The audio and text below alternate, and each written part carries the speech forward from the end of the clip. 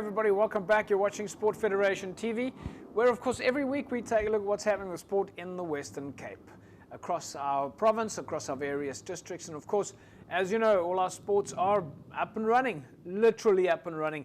Have been coming out of the holiday period and managed to get their calendar up and running, and so yes, it's sport 24/7, back to the way it was. Tonight, folks, we're going to take a look at some of our previous interviews, but we're going to get started off with climbing. Rolf Fishen is the president of Western Cape Climbing, joins me in studio now. Rolf, welcome to Federation TV. Thank you very much. Nice to be here. First time for us to have you in the studio? Correct. Yeah. First time, yeah. Yeah, we've of course had a number of your athletes, Tiffany Wells, Chris Nordia, all your climbing guys have taken full advantage of the platform, so it's great to see you. You've of course now taken over at Western Cape Climbing. That's correct. I was voted in at the last AGM in September last year. And how long have you been involved in climbing? Sure. So my kid has been climbing for about 4 or 5 years, and so that's where the bug bit. But I used to climb back at university. Really? I wasn't a very good climber, but I loved the outdoors. I've always loved hiking and being in the mountains.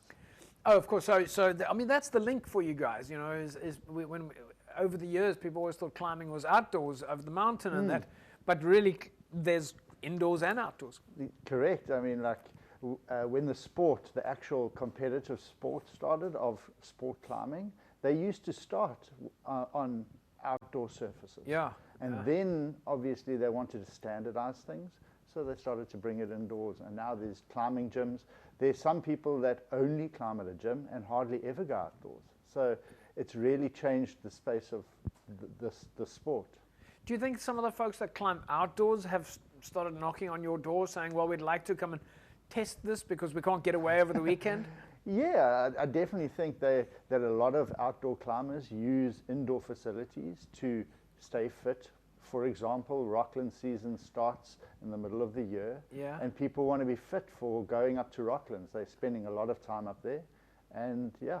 And for the viewers that are watching, what is Rocklands? Rocklands is a place in the Cedarburg. It's incredible. Like if you've ever been up there, you haven't seen so much rock in your life. It's amazing, and it's all bouldering. So there are different disciplines in speed. In climbing, you've got speed, you've got lead, and you've got bouldering. So speed is the one that's the most impressive for those that are not initiated in climbing. That's the one where they go up a 15-meter wall. It's a standard set wall, but the world record is under 5 seconds now. Yeah, we've seen some of those guys on TV, especially having watched the Olympics. It's unbelievable that a climber can climb 15 meters in 5 or 6 seconds. It's just mind-blowing. It's incredible.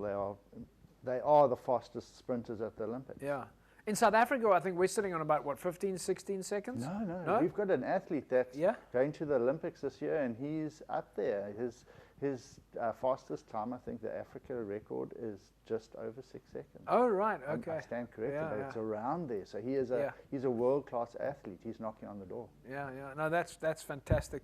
So this past weekend, you had the provincial championships. I've had the privilege to be at the provincial champs a few times. An incredible venue every time. It looks so amazing with the kids and the moms and the dads. So we had an opportunity. I took some videos there. So we're going to ask you about some of the videos that we've got. So let's take a look at the first one. Folks, this is, of course, Western Cape Climbing. They were this past weekend at Block 11 in Pardon Island, as well as City Rock in Pardon. City Rock in Pardon Island. Yeah. Block 11 has got another branch in Deep River. Yeah. And then there's another gym in the northern suburbs called Hang Time. So just for the folks, for the benefit of the viewer, who was at the event? So it was from under 9s all the way through to senior athletes. Yeah. And we had speed on Friday. We had lead and top rope on Saturday. And on Sunday, we had the boulder championships. Right. Let's take a look at our first little insert from behind the scenes. This was, of course, at Block 11 in Pardon Island.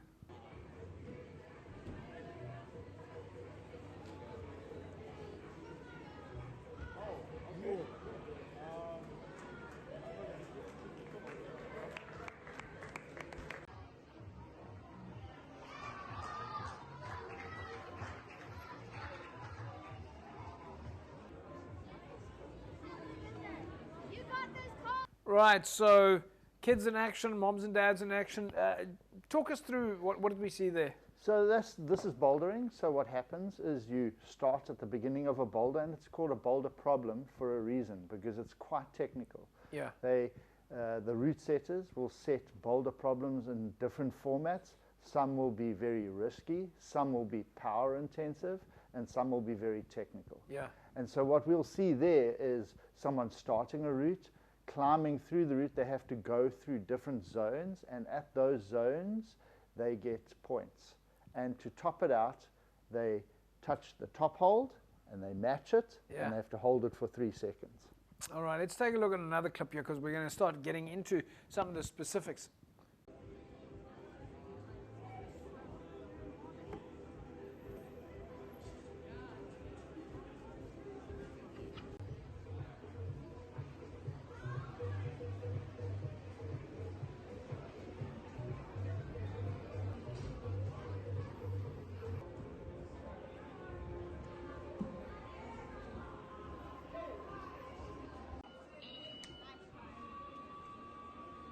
Right, Rolf, so interesting picture there. I mean, it's climbing, but your climber there is only about 1/2 meter off the ground. There we have a competitor from Dream Higher, one of our organizations, and they help disadvantaged youth.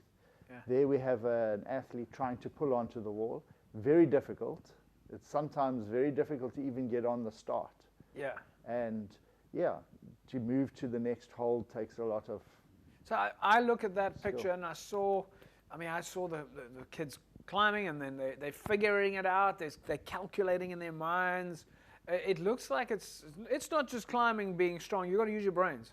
100%. I mean, that's why they're called boulder problems. So you have to figure them out. Yeah. And the route setters it's essentially a battle between route setter and athlete. The route setter wants to set a boulder that spits you off. They don't want you to get to the top, and the climber is obviously trying to conquer the top of the boulder. And how many chances do they have in that? They have 4 minutes. 4 minutes. So they have 4 minutes, and after 4 minutes, if they haven't topped the boulder, then they move on to the next one.